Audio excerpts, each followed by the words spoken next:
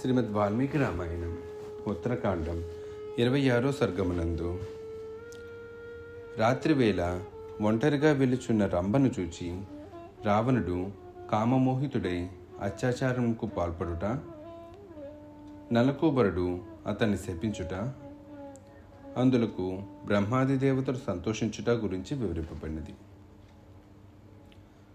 అగస్త్యుడు ఇంకనూ ఇట్లు పలుకుచున్నాడు. రామ, పరాక్రమశాలి అయిన దశగ్రీవుడు సూర్యాస్తమ సమయమున తన సైన్యముతో సహా ఆ కైలాసగిరి అందే ఆ రాత్రికి నివసింపదలిచెను. కైలాస పర్వతము వలె స్వచ్ఛమైన ధవలకాంతులతో వెలిసిలుచున్న చంద్రుడు ఉదయించెను.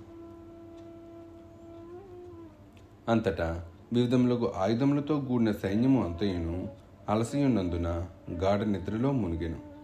మహావీరుడు కైలాస పర్వతమున మౌనముగా కూర్చుని ఉన్నవాడు అయిన ఆ రావణుడు అతడ చంద్రకిరణములతో చక్కగా శోభిల్లుచున్న మనోహర ప్రదేశములను తేరిపారా చూచెను. ఆ కైలాసమునందు ఒక ప్రదేశమున గన్నేరు మొక్కలు కలకలలాడుచుండెను. మరి ఒక చోట కబంధ వృక్షములు అలరారుచుండెను.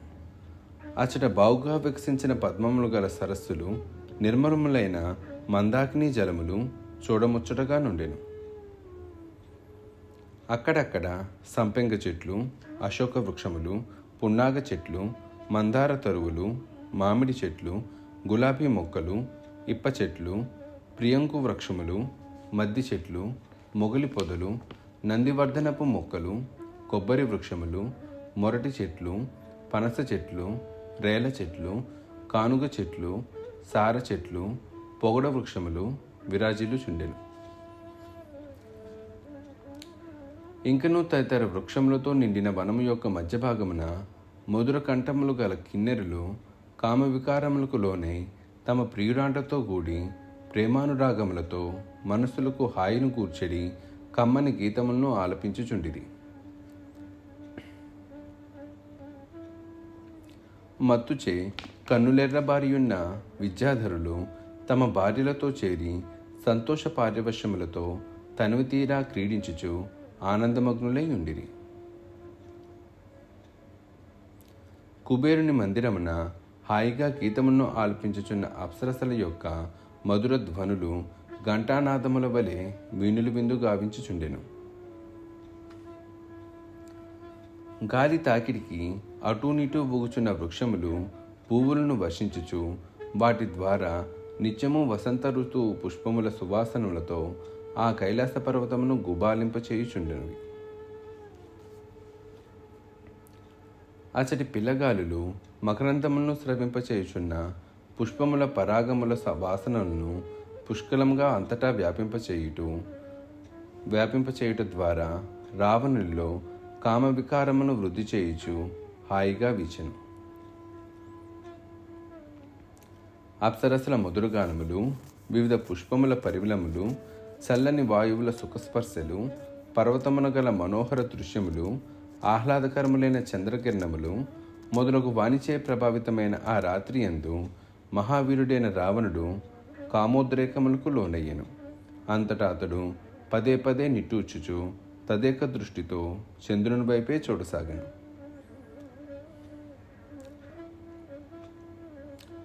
ఇంతలో అప్సరసల్లో మేలుబంతి అయిన రంభ అటు ఏతించెను.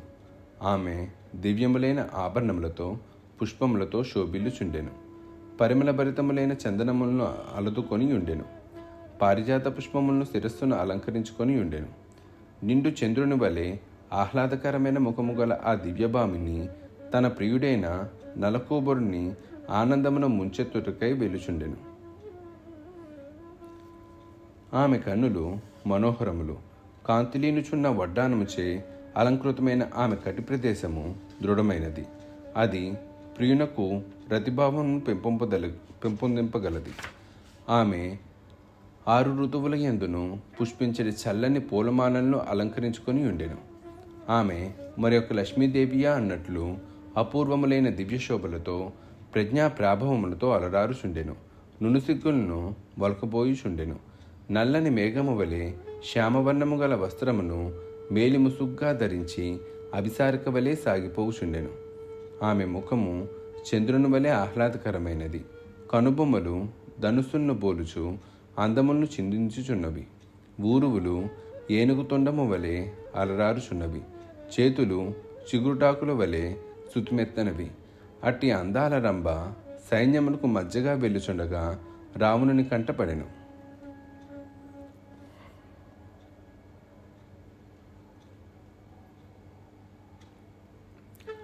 అట్లు వెళ్ళుచున్న ఆ రంభను చూసినంతనే రావణుడు కామపరవశుడయ్యెను. వెంటనే అతడు అచ్చటి నుండి లేచి ఆమె సమీపమునకు వెళ్ళి ఆమె చేతిని పట్టుకొనెను. అప్పుడు ఆమె సిగ్గుపడుచుండగా చిరునవ్వు చిందించుచు ఆమెతో ఇట్లనెను. అందాల భామ, ఎక్కడికి వెళ్ళుచున్నావు? ఎవరిని ఆనందింపచేయదలుచుచున్నావు? ఈ సమయమున నిన్ను అనుభవింపనున్న ఆ అదృష్టవంతుడెవరు? పద్మముల వలె కలువల బాతి సువాసనను వెదజల్లుచు అమృతము కంటెను మధురమైన నీ ముఖారవింద మకరందమును తనువు తీరా గురలెడి ఆ భాగ్యశాలి ఎవరు? భయస్వభావురారా, నీ వక్షోజములు మనోహరములు, బంగారు కలశములు బోలుచు మిగుల దృఢముగానున్నవి. ఇవి ఎవని వక్షస్థలమునకు సుఖస్పర్శను అందింపనున్ననో గదా. నీ జగనము బంగారు చక్రమును బోలి మనోజ్ఞముగానున్నది. అది విశాలమైన బంగారు కటిస్తోత్రముతో శోభిల్లుచున్నది. స్వర్గసుఖమును కూర్చెడి ఈ జగనము నేడు ఎవరిని పరవశింపచేయునో గదా.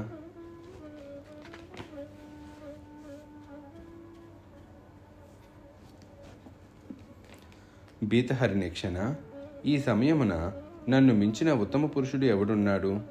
ఇంద్రుడు, ఉపేంద్రుడు, అశ్విని కుమారులు నా ముందు తీసికట్టే.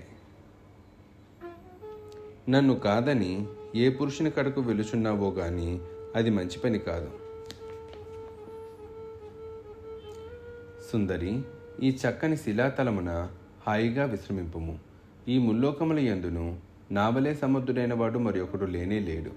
అందువలన ఈ దశానుండు అంజలి ఘటించి సవినయముగా నిన్ను ఇట్లు వేడుకొనుచున్నాడు. నేను రాజులకే రాజును, ఈ ముల్లోకములకు అధిపతిని కనుక నాతో గూడి శుకింపుము.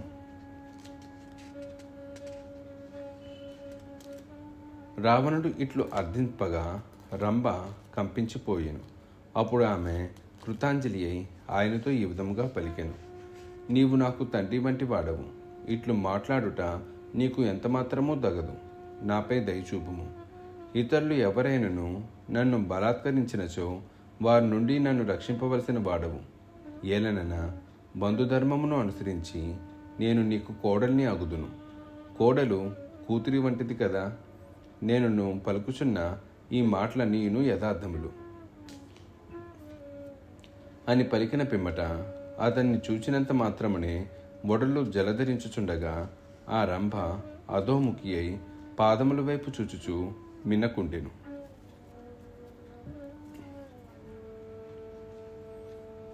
పిమ్మట ఆ దశగ్రీవుడు ఆమెతో, నీ మాటలను కట్టిపెట్టుము. నా కుమారునికి భార్యవైనచో అప్పుడు నీవు నాకు కోడలివి అగుదువు అని పలుకగా ఆమె ఇట్లనెను.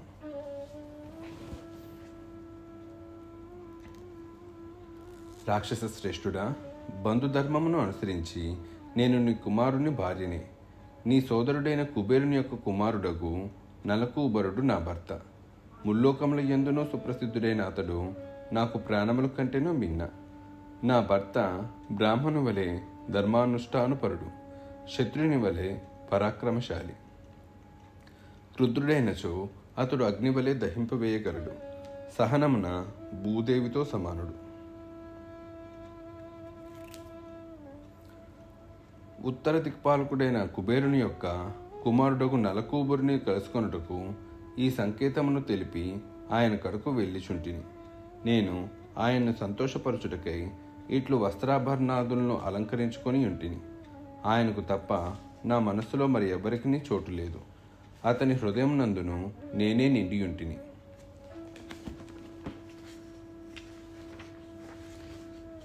శత్రు సంహార దక్షుడైన మహారాజా, ఈ వాస్తవములను దృష్టిలో పెట్టుకొని నన్ను పోనిమ్ము. ఆ ధర్మాత్ముడు మిగుల కుతూహలముతో నా కొరకై అచట ఎదురుచూచుచుండును. కనుక నీకు పుత్రతుల్యుడైన నా భర్త యొక్క కోరికకు విఘాతము కలిగింపబలదు. కావున నన్ను విడిచిపెట్టుము. రాక్షస శ్రేష్ఠ, సత్పురుషుల మార్గమును అనుసరింపుము. నీవు నాకు ఎంతయో పూజ్యుడవు, కాబట్టి నన్ను రక్షింపవలసిన వాడవు నీవే.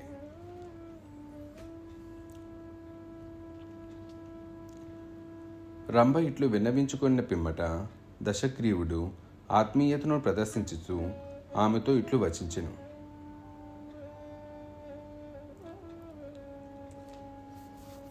దివ్యభామిని, నేను నీకు కోడలిని అని నీవు పలికిన సూక్తి సాధ్వీమనుల ఎడ వర్తించును. అప్సరసలకు భర్తాను వాడే ఉండడు. అట్లే పురుషుడు ఒక్క స్త్రీని మాత్రమే కట్టుకొనడు. దేవలోకములు ఎందరి పరిస్థితి ఇది. ఇది దేవతలు పాటించడి శాశ్వతమైన నియమము. కామభోగములకు తపన పడుచున్న ఆ రావణుడు ఇట్లు పలికి ఆమెను బలవంతముగా ఒక శిలాతలము మీదకు చేర్చి ఆమెతో సంగమించెను.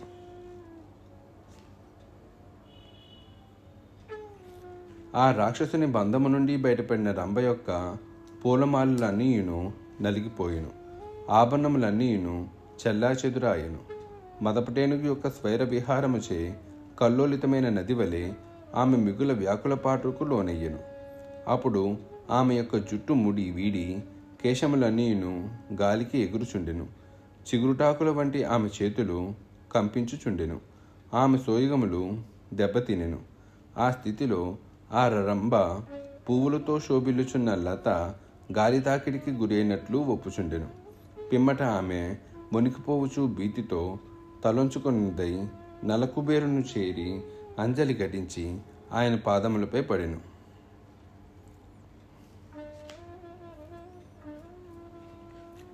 అంతటా మహాత్ముడైన నలకూబరుడు మిగుల దీనావస్థలోనున్న ఆమెను చూచి, సుదతి, ఇదేమి ఇట్లు నా పాదములపై పడినావు అని అడిగాను.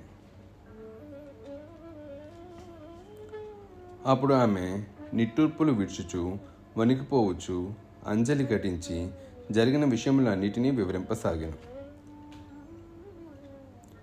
దేవా, ఈ రావణుడు స్వర్గలోకమును ఆక్రమించుటకై ససైన్యముగా వెళ్ళుచు ఈ ప్రదేశమునకు వచ్చెను. ఇంతలో రాత్రి అయ్యెను. నేను నీ కడకు వచ్చుచుండగా అతడు నన్ను చూచెను. అప్పుడు ఆ రాక్షసుడు నా చేయి పట్టుకొని, నీవు ఎవరికి చెందిన దానవు అని అడిగాను. ఉన్నది ఉన్నట్టుగా నన్ను గూర్చి అతనికి పూర్తిగా వివరించితిని. కామాతురుడై వ్యామోహంలో పడి ఉన్న అతనికి నా మాటలు చెవికెక్కలేదు. ప్రభు, నేను నీ కోడలిని, నీకు కూతురి వంటి దానను అని నేను అతన్ని ఎంతగానో వేడుకొంటిని. ఆయనను అతడు నా మాటలను అన్నిటినీ త్రోసిపుచ్చి బలాత్కారముగా నాపై అత్యాచారము చేసెను.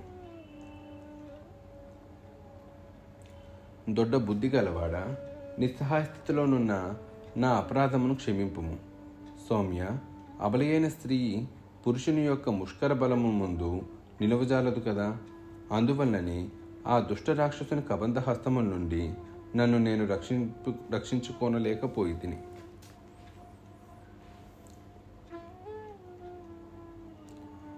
రంభ తెలిపిన ఆ మాటలను విన్నంతనే కుబేరుని కుమారుడైన నలకూబరుడు క్రోధపరవశుడాయెను. ఆ రావణుని పరమకిరాతకమైన ఆ దుష్కృత్యమును విన్న పిమ్మట అతడు కొంత తడువు జ్ఞానముద్రలో నుండెను. దశగ్రీవుడు పాల్పడిన అత్యాచారమును గ్రహించి ఆ నలకూబరుడు క్రోధముతో కన్నులెర్ర చేసి వెంటనే జలమును చేబూనెను. ఆ జలములతో చేతులను కడుగుకొని ఆచమించి ఆ రాక్షసరాజును దారుణంగా శపించుచు జలములను విడిచిపెట్టెను.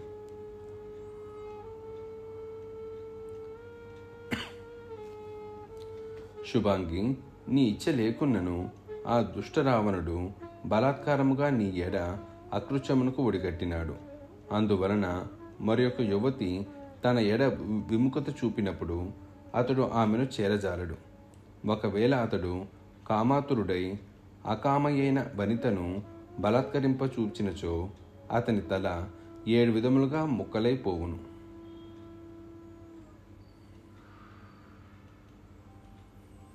ప్రజ్వలించుచున్న అగ్నివలే దహించి వేయగల తిరుగులేని శాపమును నలకూబరుడు ప్రకటించినంతనే బ్రహ్మాది దేవతలు సంతోషముతో పొంగిపోయిరి.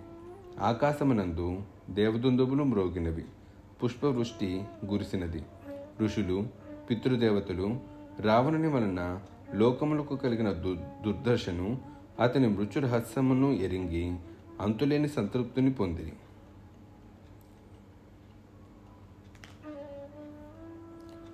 నలకూబరుడిచ్చిన శాపమును వినగానే రావణుని యొడలు జలధరించెను.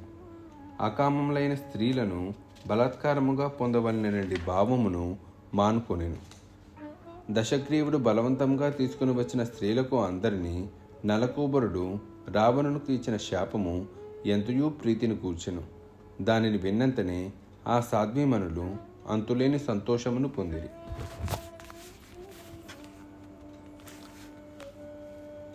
వాల్మీకి మహర్షి విరచితమై ఆదికావ్యమైన శ్రీమద్ రామాయణం నందలి ఉత్తరకాండమునందు 26వ సర్గము సమాప్తం.